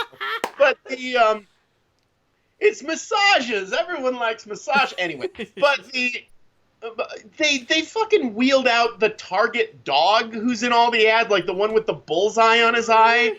It was so fucking, well, late stage capitalism. They actually think Target has fanboys, and Target isn't just something we all put up with just because we have to. I can't stand being in Target. Like, literally, there's something about it. There's something about how I don't know. I can't put my finger on it. There's just every time I'm at a Target, I just want to get the hell out. It's not a fun place for me. Oh my God. Disneyland is just the opposite. So, oh, God damn it. I gotta tell you, Tony, as a Canadian, we had to put up with Target, and we immediately kicked it out. I don't know if you've heard about it. But we had Targets before. Like, there was an instance for a few years. There were a few Targets spread it across Canada, and apparently those were massive disasters. Like, after just like a few years, they all closed down and they all turned into Walmarts. So we put up with that crap with Target, and now it's just gone. Well, Walmart is even worse, arguably, but. You know, but good for you for getting Target out at least. Oh, Canada, you know. God bless them. But, okay, so that was the dumbest part of the panel. There were a lot of stuff announced at the panel that I didn't really care about. Like Joe Rohde came out and talked about the Disney Cruise Line, and they're adding a bunch of new boats to the Disney Cruise Line. I don't really care about the Disney Cruise Line myself. He spent, again, about 10 to 15 minutes talking about the Bahamas, which apparently is the new, Disney Cruise Line destination and all that. I didn't really care about that. Yeah, I think that's like the grand finale of it, isn't it? Like, that was the major announcement. It's like, the best of all, we got Disney Wish. Yeah, that was weird. They saved that for the very last announcement was was something about the Make-A-Wish Foundation, which, fine. But I guess they figured they had to transition into that with the Disney Wish, the new cruise ship. But whatever. So, yeah. Anyway, so let's talk about the actual park stuff. They talked about the new Star Wars stuff that coming to the parks. They talked about Star Wars: Rise of the Resistance, which is coming to Florida in December and Anaheim in January. That's going to be. They showed some new footage of that. That looks absolutely amazing. I've heard absolutely amazing things about it. It's gonna redesign. It's going to redefine the whole theme park experience. Rise of the Resistance. It's taking theme park rides to the next level. It's like everything Disney has ever done, like combined into one ride, really? Pretty much. So is it going to be like an upgraded version of what Harry Potter has already done for Universal? Sort of, from what I understand. I haven't ridden it yet. I won't till January, but we'll see. I've heard that it's just the most groundbreaking ride ever made. That's what, and like I said, we saw some footage of it. We saw an inkling of just how big the AT-ATs are going to be. There are going to be actual AT-ATs in this freaking ride. Like it's it's going to be something else. Yeah, they also. I already know that like we do have an example of the sheer size of it. Like in Disney's Hollywood Studios, there's that big AT-AT that they've displayed in the front. Right. So is it going to be as big as that? From what I understand, yeah, pretty much. Oh my God. It's going to be maybe even a little bigger. We'll see. But yeah, that is so there's that. They also talked about the Star Wars Galactic Cruiser hotel experience. Now this is gonna be interesting. This is gonna be in Florida, and the idea is it's a you arrive at the hotel, and I guess there's the first check-in, and then you take a supposedly an escape pod or just a space pod of some sort to the actual Star Cruiser. And the idea is it's this massive hotel that is supposed to look like a spaceship. And the idea is you are just in Star Wars. It's a 2-day experience. In between, there's an excursion to Batuu, to Galaxy's Edge in the meantime. And yeah, like every hotel room has a window to has a window that shows just star fields passing the whole time. Everything's immersive, everything. It's basically, if you want to just live in Star Wars for a couple days, that's how you do it. It's gonna be pretty cool for those who can afford. Yeah, for those who can afford it, obviously. That's for the the rest part of I'm us, worried about. It's like, how much is this whole thing gonna be? It's gonna be a lot, but from what I understand, every room fits up to 5 people, so at least you can divide it amongst the people there. But anyway, so there's that. They also talked a lot about the Marvel stuff coming to Disney theme parks. They announced at the beginning of the con the name they are giving to the Marvel Land coming to Disney California Adventure. It's going to be called Avengers Campus. And the idea, which is not exactly the least sweaty title for something that's ever been come up with, but, because of Universal, Disney legally can't put Marvel in the name of the land. So they can't put Marvel in the names of things because of the Universal contract. So, they do what they can. But the idea behind Avengers Campus is that the Avengers have set up various campuses around the world, specifically at Disney parks, to recruit and train new Avengers, which are going to be the guests. They're going to be you and me. The DCA version, when it opens next year, the initial e-ticket will be a Spider-Man ride. Great timing, guys. and it's basically going to be like the next level of Toy Story Mania. The ride vehicles look pretty similar to Toy Story Mania, but the idea is Peter Parker and his friends, with help from Tony Stark's money, have started this institute called WEB. I forget exactly what WEB stands for, but they didn't reveal a title for the ride. But the idea is, you're being led into this laboratory, Peter Parker is showing you this new technology that his friend Spider-Man, wink, told him, helped him with, which enables you to shoot webs from your hands, basically, and he's also training this little spider bot thing that they're developing. But then the spider bots go berserk, and we, the guests, have to fight them off, and basically, and so it's like a video game ride, only you're shooting webs at little mechanical spiders. And yeah, the ride vehicles look similar to Toy Story Mania, but it looks like a pretty cool, unique thing all its own. And when Bob Chapek introduced this, by the way, he specifically made the point of saying, this is the first Spider-Man ride to ever come to a Disney park. To a Disney park. To a Disney park. Nice qualifier there, Bob. That's some shade. So anyway, so they also mentioned there's going to be a Doctor Strange live show, sort of a live magic show that takes place in an abandoned California sanctum, in which Doctor Strange teaches us the power of the mystic arts. There's going to be an Ant-Man microbrewery where we eat large and small versions of various foodstuffs. So that should be interesting. Guardians of the Galaxy Mission Breakout is, of course, already there. That's going to be part of the land. That's officially going to be, it was a little out of place at Hollywood in the Hollywood Studios section of the park, but now it's fully going to be integrated into Avengers Campus. And they also teased, so this is all coming to Phase 1, which will open next year at DCA. A few years after that, they're going to move on to Phase 2 of Avengers Campus, which will include an Avengers e-ticket. And now they wouldn't reveal too many details about the Avengers e-ticket, but they did share some concept art, and part of the adventure is that you get part of it is you get to board a Quinjet and fly to Wakanda. Oh. So is this more of a Black Panther attraction or more like Avengers, would you say?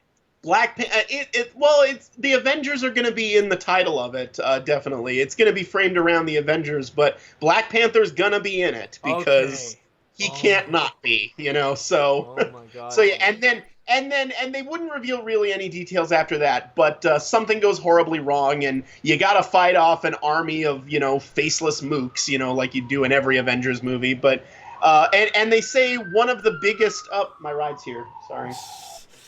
Oh, well, what do you know? But the there was a siren outside. But yeah, and they tease that one of the greatest villains the Avengers have ever faced off against. So I don't know if that refers to Thanos or Loki maybe or Ultron or maybe a new villain that's going to be introduced in the MCU between now and then. We'll see. So anyway. So that's the Marvel Land coming to California. They're also going to be building a an Avengers campus, at Walt Disney Studios Paris, which should be very interesting. And they had a whole map of all the various Avengers campus and Avengers Land locations at Disney parks throughout the world. It's really fascinating. And then of course in Florida they've got what they call the Xandarian Outpost, which is going to be. In Florida, the Guardians of the Galaxy ride. Oh. You see, I mean, I don't want to get too much into the legalities of it, but when Universal first made the contracts for Marvel Island at Universal Islands of Adventure, they did not include Guardians of the Galaxy because no one had heard of Guardians of the Galaxy at that point. This was back in the 90s, So Guardians of the Galaxy is basically, at least at this point, the only prominent Marvel movie series that Disney can build rides about in Florida. It's so they are doing that. It's replacing what was formerly the Universe of Energy and Ellen's Energy Adventure. And one thing they revealed about Guardians of the... they revealed the title at long last. It's going to be called Guardians of the Galaxy Cosmic Rewind at Epcot, again replacing the Universe of Energy. The concept of the ride is that it's basically being framed like a Xandarian Epcot pavilion, where you get led into what looks a lot like a planetarium, only I believe they call it a galactarium, because it's teaching us, pitiful humans about the galaxy and all the wonders of it and everything. And then the idea is after you see the planetarium show, you get boarded into these rocket ships where you get to you get boarded into these rocket ships where the Xandarians will show you a view of Earth from outer space. But then the Guardians show up and things go horribly wrong, and it's a wacky adventure all of a sudden, and then it becomes a roller coaster. And based on the concept art, okay, you remember the scene in Guardians 2 where they're going through the various, like, the time warps, they're doing all those jumps, through space, like, and... Yeah, and Rocket's face gets all distorted, and Yondu. Of course, yeah, that scene. Yeah, the scene where the Stan Lee cameo happens. That's basically the premise of the ride. Is we're jumping through all these time loops or these space warps or whatever you call them. I don't know. And also, it's going to be the first roller coaster that Disney's ever built with a backwards launch. It launches you backwards. Now there's a few roller coasters like Expedition Everest, for example, where you're briefly going backwards. This is going to be the first one that starts backwards. Hence the title, Guardians of the Galaxy Cosmic Rewind. Oh, I see. So it's going to be pretty awesome. I'm looking forward to that. And speaking of Epcot, they had a lot of announcements for Epcot. They are basically completely refurbishing Epcot.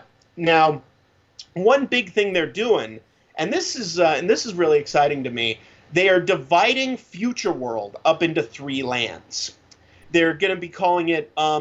Actually, let me double check this because I'm. If I remember, there's one is Discovery, and that's going to be the section with Cosmic Rewind.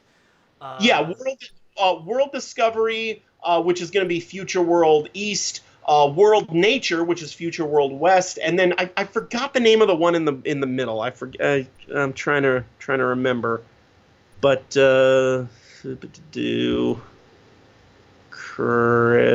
crap. World Discovery, World Celebration. That's right. World there we go. Yeah, because they wanted to theme it based on all like the festivals that they would normally do. Yeah. Like this is going to be the new headquarters for like the Food and Wine and Flower and Garden Festival. They're building a whole new building for the festival headquarters, which looks really impressive. They're completely refurbishing Spaceship Earth. They're going to make that a whole new ride where instead of Spaceship Earth historically has been a ride about the history and future of communication. And they're changing that to be about the history and future of storytelling, which is a bit of a lateral move, but I think that could be really interesting. They're adding a lot more lush greenery to Future World, which is much appreciated. Chapek even flat out said, we know that you want, this, that we've been listening to you. We're giving Epcot more shade because we know there's not enough shade at Epcot. So. Throwing shade a little on previous Epcot. So yeah, let's talk about each of these. World Discovery, like I said, it's Future World East. It includes Test Track, Mission Space, which starting later this year will get its own restaurant called I believe Space 220. Space 220. Yeah, it's Space 220. Because the idea is you're boarding an elevator to go up to this. It's really an elevator, but they try to frame it like it's a little pod, which takes you up to a space station where they've got this really cool dining room, and you get like panoramic views of Earth from space while you eat. And yeah, that's called Space 220 because the idea is that you're 220 miles above the surface of the Earth, and so it's going to have the Guardians coaster. It's also going to have a pavilion called the Play Pavilion, which was formerly Wonders of Life. And that's going to be like an interactive play area, basically. So kind of that's going to be the attempt at something for little kids, from what I understand. It's going to have a lot of interactive, immersive games and all that good stuff. Yeah, I'm just glad that they're finally doing something with that building because it's been abandoned for years.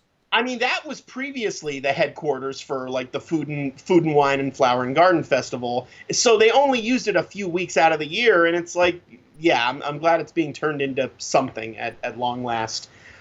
So that's World Discovery. World Nature is going to include the land and the seas and the new Moana attraction that was just announced, Journey of Water, which is basically going to be the pathway in between the land and the seas with lots of lush greenery, lots of sort of Moana surroundings to it. So that looks pretty interesting. And the Imagination Pavilion, which tragically they did not announce anything for once again. I am surprised. Out of all the things, they're still keeping that horrible ass Eric Idle Figment attraction, which, by the way, has now officially, for a couple years now, has officially been there longer than the original. The original Journey into Imagination with Dreamfinder and Figment wasn't there for as long as this stupid Eric Idle one. It's amazing how that they promised that they're giving Epcot a full transformation, yet Eric Idle managed to survive even longer than his original attraction. It's ridiculous. I keep waiting for them to announce something for that. It's like they're trolling us at this point. To be honest, I feel like it's gonna happen inevitably.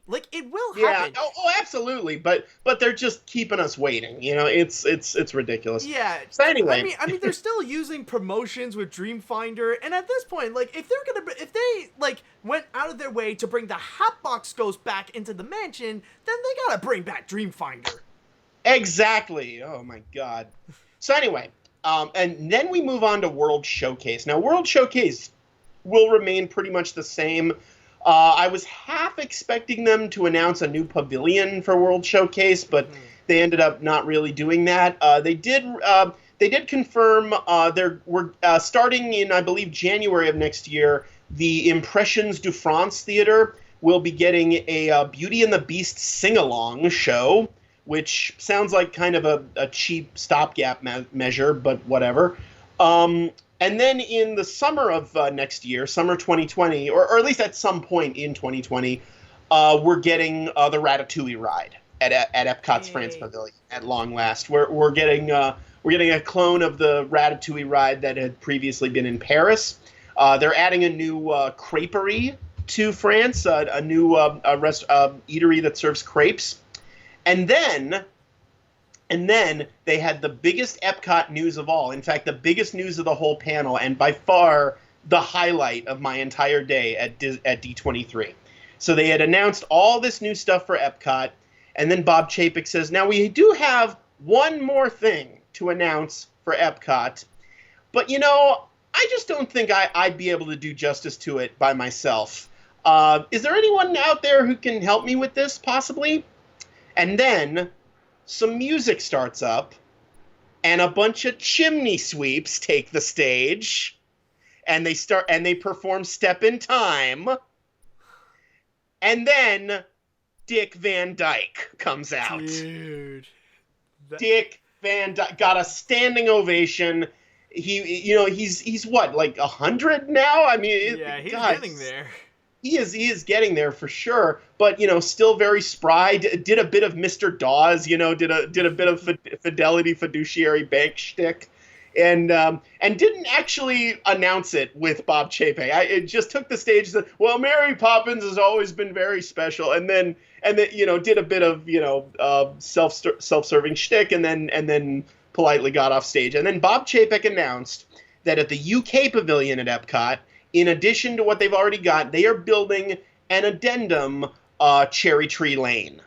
Cherry Tree Lane will be an addition to the current UK Pavilion, and on Cherry Tree Lane, there will, of course, be number 17 Cherry Tree Lane, in which all they announced, and when you enter 17 Cherry Tree Lane, there will be a Mary Poppins ride. Now, that's literally all they announced. All they announced was that you enter the ride through 17 Cherry Tree Lane, and otherwise they had no other details to offer. But, finally getting a Mary Poppins ride. So, woo! At long last. I mean, like, how long was it that Tony Baxter tried to, try to propose that? Oh, he tried to get a job at Imagineering. He designed, what a Mary Poppins ride could possibly be like, and took it to Imagineering when he was just a college student, and tried to get a job there. And they politely informed him, this is good. You should continue developing this, but we don't really just hire people off the street, but eventually got a job at Imagineering through the proper channels, and tried to pitch them on a Mary Poppins ride for literally decades. Like, it's kind of insane that we never had one, especially considering that the profits from Mary Poppins basically paid for the land that became Disney World. Like, it was because Mary Poppins was such a big hit that Walt Disney was able to buy up all this Central Florida swampland that had previously been used for like cattle grazing and stuff, and eventually turn that into Disney World. And I guess you could say the closest thing that we've ever gotten to a Mary Poppins ride was with the Great Movie Ride, with that little part where we had that. The Great Movie Ride had that one little scene, but now that's not even open anymore. I mean, think about this. The movie that contains the line, "I'm Mary Poppins, y'all," got a ride before Mary Poppins did. Good point, man. Good point. That is just wrong. That is just, anyway. And there were rumors around when Mary Poppins Returns was coming out last year that the UK Pavilion would get a Mary Poppins ride, but it was just going to be like a spinny thing. And I was like, well, that's it? All these decades and a fucking spinny thing? No, we want a real ride. You've got the abandoned Millennium Village building right next to the UK Pavilion. You could demolish that, and I guess that's what they're actually doing. They're demolishing that and building Cherry Tree Lane, or maybe making that the show building or something. I don't know exactly, but it should be very interesting. I'm really looking forward to it. It's gonna be awesome. So yeah, they announced the Mary Poppins ride. That was pretty much it for the Epcot announcements. What else did they announce? Speaking of like characters that has been forever that they needed their own attraction, what about Mickey and Minnie's Runaway Train? Oh yes. Mickey and Minnie's Runaway Railway. They revealed some new details about that. It is coming. It's been delayed a bit. Originally, it was supposed to open this year at Disney's Hollywood Studios, but there were technical problems. It got delayed to this coming spring. That is opening in Florida, replacing the Great Movie Ride, and it's based and it's coming. And they confirmed this a while ago, but they revealed more details. It is also coming to Mickey's Toontown at Disneyland in 2022, and they revealed the concept art for the exterior of Mickey and Minnie's Runaway Railway at Toontown.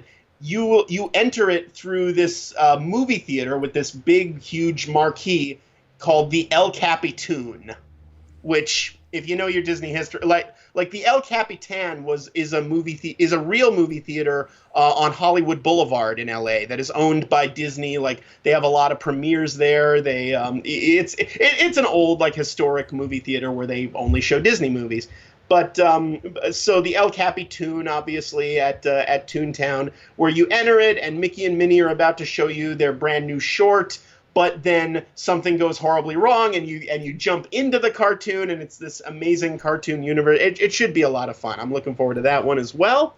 Let's see, what else do we got? Well, we also have, they revealed, some elements in the Asian parks, like you got the Zootopia land that they talked a little bit, and also some stuff from Hong Kong Disneyland, like the new castle, and apparently a new Frozen roller coaster ride. Yeah, they're building a new castle at Hong Kong Disneyland, which is going to be like the biggest castle ever, and it's gonna reference all the Disney princesses, not just one, like Sleeping Beauty or Cinderella. So that's happening. They've got what else? Like you mentioned, I believe it's Shanghai, right? That's getting Shanghai's getting a whole Frozen land, which will include. No. The Shanghai is getting Zootopia. Yeah, I think Shanghai's getting both. Are they? Frozen. I thought so, or maybe I don't know. Maybe I'm wrong about it. Maybe I'm thinking of Paris, but Shanghai's getting the Zootopia land, which they said would include a brand new e-ticket. They wouldn't reveal any details about it. either Shanghai or Paris is getting a new Frozen Land, which will include both a clone of Frozen Ever After from Epcot and a new Frozen roller coaster called a Wandering Oaken's Slippery Sleds, I believe is the name of it. And the idea is it is a roller coaster which is designed like a sled, and the idea is so it's kind of Matterhorn-esque, I suppose.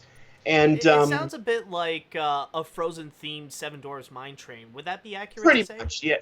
Yeah, I'd say so. What else we got? I know that they revealed a new Cirque du Soleil show, apparently. Yes. The Cirque du Soleil animation show coming to Disney Springs. They brought out Eric Goldberg to talk about how Cirque du Soleil and the animation. And they created new animation for this, new hand-drawn animation, which should be really interesting. And I mean, at least Disney's still acknowledging hand-drawn animation somewhere, so true. That's something. And it's funny considering that they really are giving Eric Goldberg a lot of work in all different places. Like he appeared in the one day at Disney panel talking about that for the animation side. We recently just got news about the Villainous show that he also had a helping hand on. And now we also got this. So at least, like, we know hand-drawn is doing something. We know Eric Goldberg is doing something. He's working more for the parks than he is for the movies. Right. Oh, and one thing I forgot to tell you about Epcot. So at D23 2017, they announced that they were doing a new Circle Vision film for the China Pavilion. Yes. But then a couple years passed and we didn't hear any updates about it, which was weird. But then at this panel, they revealed, no, we're still doing that. We're still going forward with it. The film's going to be called Wondrous China, and it's going to be seamless. Circle Vision 360. Oh, yeah, I've heard about that. Yeah. Because digital technology has reached that point. But also they announced they're doing a new Circle Vision film for the Canada Pavilion called Canada Far and Wide, replacing the Martin Short Oh Canada thing. And that will debut this January. So I guess that's coming first, because they did not announce an opening date for the China one, even though that was announced 2 years ago. So they didn't reveal that there's going to be like a host for it or anything like that? They didn't reveal a host. They just said, no, we're doing a new Canada. They said it would have a new storyline. So good. I think we need a better representation than Martin Short. I mean, not to knock on the guy, but like we need a bit of an update. Yeah, I mean, it's old Martin Short. Like Martin Short in the '80s would have been better, but what are you gonna do? Or more specifically, I remember seeing it, and it's not necessarily just Martin Short. It's Martin Short and the announcer of the Goofy cartoons. Like, it's basically a dynamic of those two. What else have we got here? We got the target. They announced a new parade for Disneyland called Magic Happens, which at the very least looks less intolerable than Soundsational. It's. Yeah, I mean, they premiered the song that's gonna underscore the parade, and they brought out some Disney Channel star I didn't recognize.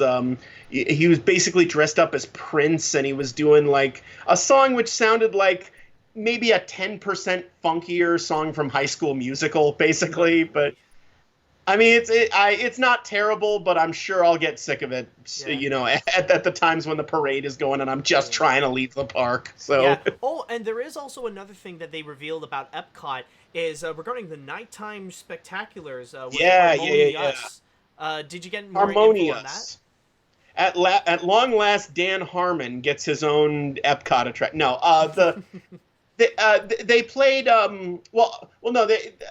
They didn't reveal too much about Harmonious. Someone made a joke about how since the last two letters US are capitalized, some might think, oh, so it's either it's referring to the word us or it stands for United States. So it's literally Sam Eagle's a salute to America, a salute to all nations, but mostly America. So, which pretty much describes World Showcase in general when you think about it. Yeah.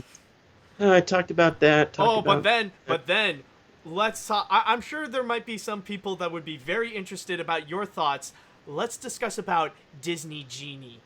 What is this app? Disney Genie. Okay. That is going to be a new app that basically promises to plan out your Disney day for you.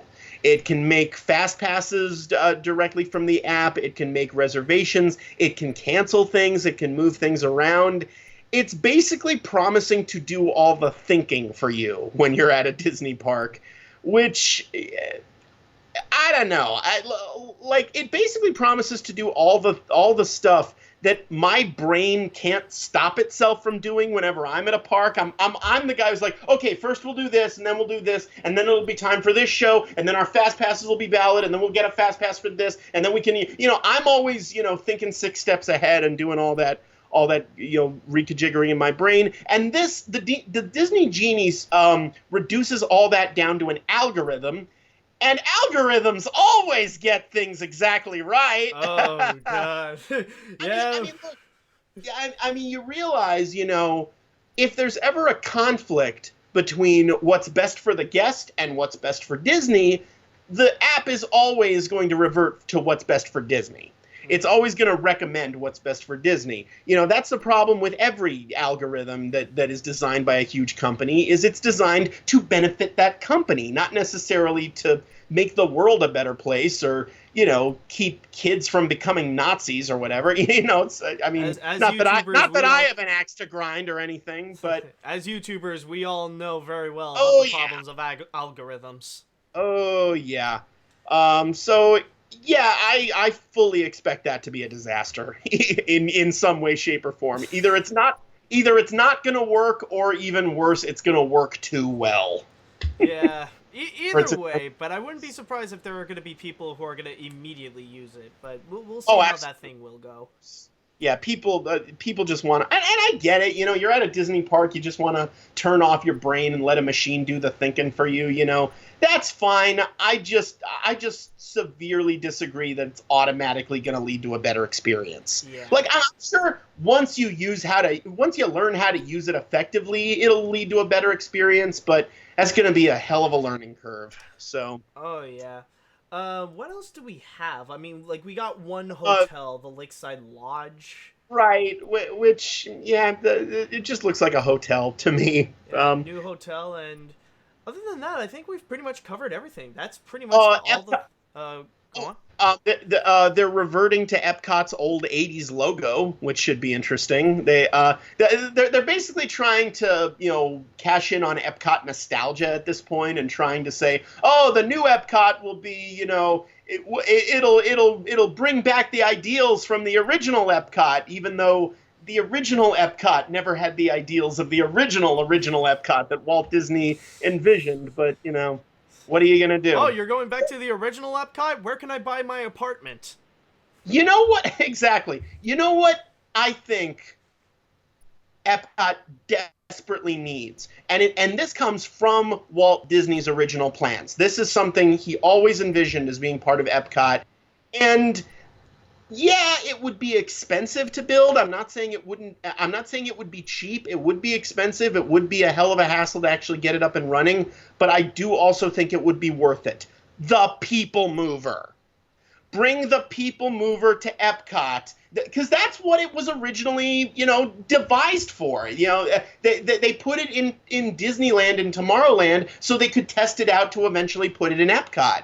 And that would solve the biggest problem with Epcot, which is that it's too damn big. Mm-hmm. You have to do too much walking in the place. So much for the blessing of size, eh? Exactly. The People Mover would solve that. Just have 4 or 5 People Mover stations throughout the park. If your feet are ever getting tired, just board a People Mover to take you, from World Discovery to World Showcased West to World Showcased East to, World Nature, and the entrance. It's it could work it could function the same way the Disneyland Railroad does, basically. Only it's the People Mover.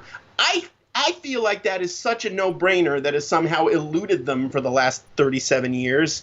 And well, one thing at a time, though. I mean, you're already getting the shade. I know it would take a long time to construct, but I'm telling you, once it's opened, that would make Epcot the best park. I really think it would. It would remove the worst problem of it. So, but that's just my opinion. No one listens to me. So, Well, I mean, like, why else did I bring you here, man? This is your moment to shine. Oh, well, thank you. Yeah. Yeah, and with that Yeah, said, I think. Look, go on. I think that's basically it. That's basically everything they announced. Yep, that's pretty much all the announcements. And may I say, Tony, this was a heck of an episode. I had an absolute blast, and thank you so much for joining me on this special D23 episode.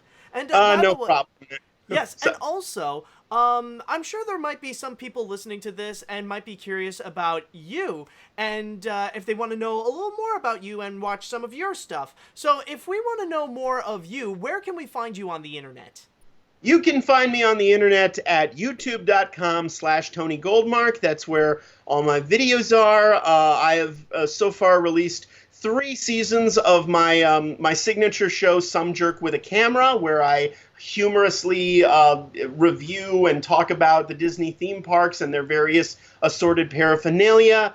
Like I said, there's 3 seasons of that. I will do a 4th eventually, but for right now, I've been working on another series called One Movie Later, where I review movies currently in theaters. And I also sometimes do a show called State of the Parks, where I talk about theme park news and rumors. And I do a bunch of, miscellaneous vlogs here and there and just a bunch of goofy stuff. And you can find all of that at youtube.com/Tony Goldmark. I am also on Twitter, handle @Tony Goldmark.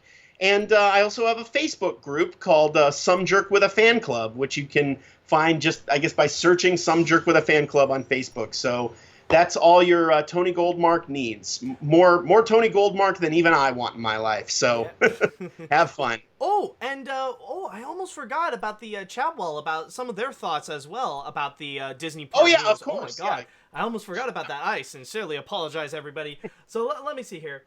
Where do we have? Okay, yeah, the Walt Disney Studios panel was one of my best experiences in my entire life at the D23 Expo. I got front row seats at the panel. Overall, the theme park news were a mixed bag. The positives: Avengers Campus looks amazing, Mickey Mouse's Runaway Railway looks like a lot of fun, Mary Poppins, and Epcot looks better than ever. The negatives: freaking Target, man! I want to pet the dog, though. The cruise line looks okay, but I just don't focus much on it. Overall, the park stuff looks great. Let's see, what else do we have? I can say for this, looks really exciting. You see, I just went to Disney World not that long ago, and I really had an enjoyable, fun time there. I finally got to hug Winnie the Pooh. Granted, afterwards was really exhausting, but to say for Epcot, could use more rides since we only stayed half a day at Epcot. Hearing all the new additions, especially something of Mary Poppins, Moana, this has something worth going back to, and maybe stay longer too. Absolutely. I think that's probably the big goal for the new Epcot. Let's see, what else do we have? The Disney theme park rides look epic. Going to Disney World is super expensive, so it might take a while to go into these Disney rides and live shows. The Star Wars and Marvel rides look cool. Also, for Disney announcing it's making mini stores in Target, I think Steve Irwin says it best. Holy smokes! What a place to go! You need a submarine for a blow that low. And finally, I'll just read one more thing. Like I said before, well, I do like Epcot. It was my least favorite of the parks, but with these updates, I might change my mind on it. Speaking of the Figment ride, do you wish the Figment animatronics were burst into flames, so much so that they would be too expensive to repair, so they have to replace with the original Imagination ride?